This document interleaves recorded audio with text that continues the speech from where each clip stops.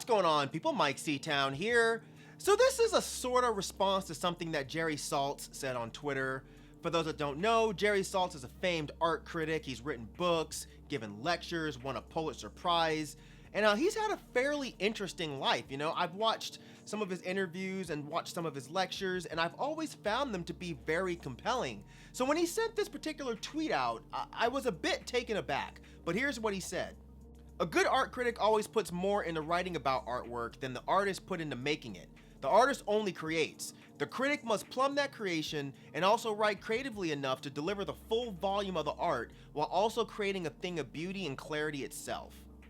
Before I get into this, I want to state that I'll probably be using the terms music journalism and art criticism interchangeably because they're kind of the same thing to me. Okay, so clearly I'm no Jerry Saltz. I'm not some widely recognized professional critic who's won awards and had placements in magazines and shit. No one's reaching out to me to do interviews or anything like that. I'm just some idiot who critiques music on the computer to a moderate audience, which I am very happy about. But I can't lie and say that his statements didn't bother me a bit, not only because he's now saying this, but because I've seen other critics share this same sentiment. And the issue is, these guys will now have someone who's verified and respected to point to in order to validate their opinions.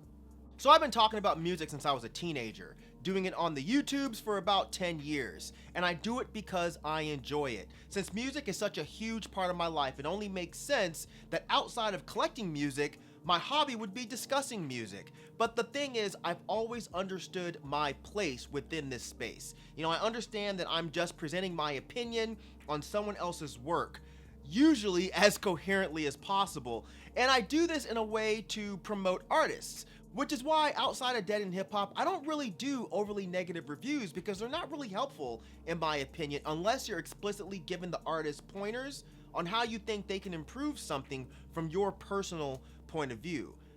Those who have been following me for a while, this is something that I've been making strides with and trying to improve on over the years. But a critic understanding their place within the musical atmosphere starts with understanding what it is that they have to offer and placing that service appropriately within the order of importance when it comes to art. We have to understand that no matter what, regardless of how many times our work is shared, no matter how many people agree with our take on a piece of art, it's still just an opinion. There's no such thing as a factual art criticism. There are criticisms that contain factual information, but the basis of the critique is simply not factual. It's subjective. Tyler, the Creator, said, "Everyone hears music different, so I don't understand how music critics have jobs." He also said, "What if the way I see blue is the way that you see yellow?" And he's right.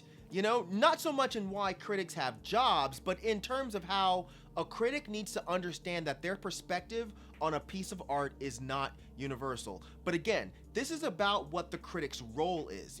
I think it's the critic's role to, one, spread the word about a piece of art actually existing, i.e. promoting something, and two, it's to help the listener put a piece of art into context. A good critic offers a bit of assistance in terms of understanding what the listener is hearing and effectively explaining how it all fits together. Albert Murray, he talked about this, the idea of the critic as a mediator between the artist and the uninitiated listener. But that takes us to the idea of where the critic actually fits in relation to art.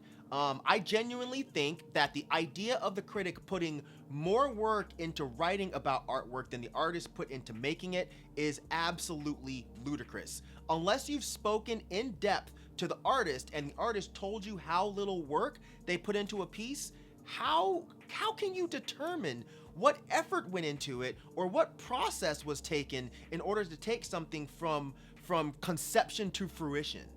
If you as a critic think you can examine a piece and determine the amount of work that went into it just based on your observations of the piece, then I don't think you're a good critic of art.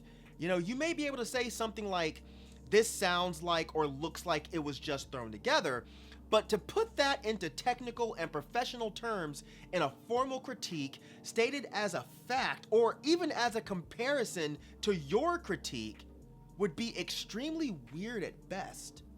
And for a critic to put yourself on the same line, or especially a line higher than the artist, is, in my opinion, just asinine.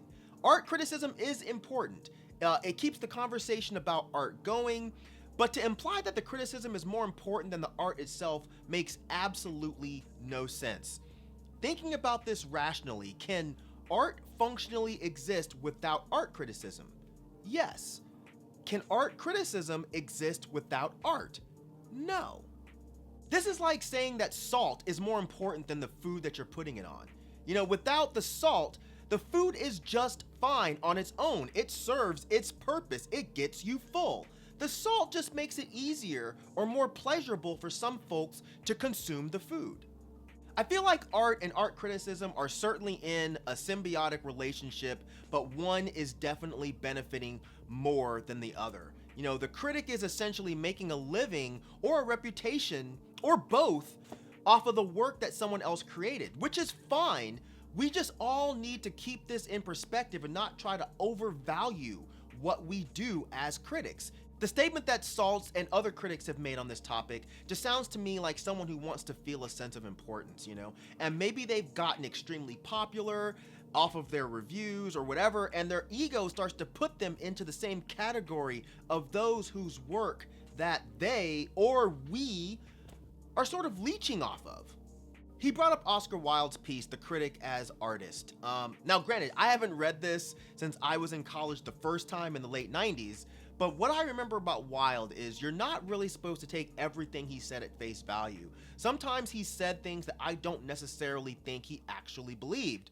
But in this piece, he did push the idea of the critic being more important than the artist. But this was also the late 1800s, so it's possible that his stance wouldn't be as strict today as it was then, if he actually believed any of this in the first place. Now, to be fair, Jerry Saltz did try to clean this up after people started jumping down his throat and calling him a pretentious asshole, but he explained that what he meant to say was this: a good critic does create. We do not surpass the work. We create a thing in itself that is adjacent to another thing in itself.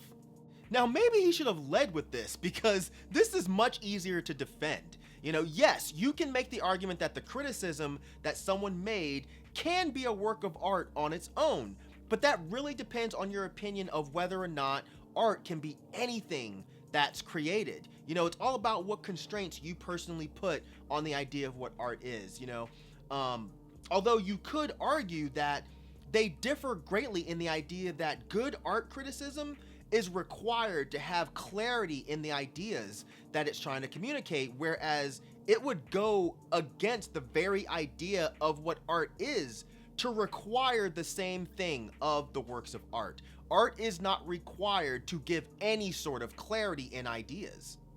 Now, I do really agree with this one point that Saltz made in the thread. Someone who writes about wine does not have to make wine. Ditto someone who writes about cooking. When artists get pissed off because they got a bad review, they start to pull this move of, well, if you don't create XYZ, then you're not qualified to review or critique XYZ. And I think that that's just plain stupid. I remember Lizzo said people who review albums and don't make music themselves should be unemployed. And that is just fucking ridiculous. Do I have to be a chef in order to say whether or not this food I got was tasty? Do I need to be a fashion designer to say that I don't like someone's shirt? No, that's dumb. Saying that only other musicians can have valid opinions on music is just an extremely pretentious and childish way of invalidating an opinion that you don't agree with. If you're gonna use this stance, do you say the same thing to people who say they actually do like your music? I feel like critics exist mostly as a benefit to the consumer, not so much the artist. Critics are here to spread the word on what someone like us may or may not enjoy, and if that's the case, having a background in the profession isn't necessary when it comes to critiquing the product of that profession, because the majority of the people that we're going to be talking to won't have a background in that profession either. So an artist putting other artists' work into more artist terms seems kind of pointless unless they're only talking to other artists. So lastly, I'll answer the question, is art criticism even important these days, especially with the rise of social media and the promotion of the citizen critic? But I'd say yes. It's still important to be able to convey interpretations of artworks into an easily digestible statement that's both informed and semi-trustworthy. But is criticism more important than the art itself? Fuck no. Is it even as important as the art itself? In my opinion, that's still a no, but it's debatable. And for the record, I do still think that Jerry Saltz is a great mind, an extremely intelligent person, and a fascinating individual, so nothing I said here is meant to disparage that. So that's it. What do you guys think about this whole conversation of critic versus artist? Let me know down there in the comments section, even if you think that art critics or music critics like myself and my peers are completely useless. That's fine, man. I would still love to hear your perspective on that. So drop some comments down there. And as usual, thank you for living, thank you for loving, thank you for being you, and I'll see you guys next time. All right? Peace out.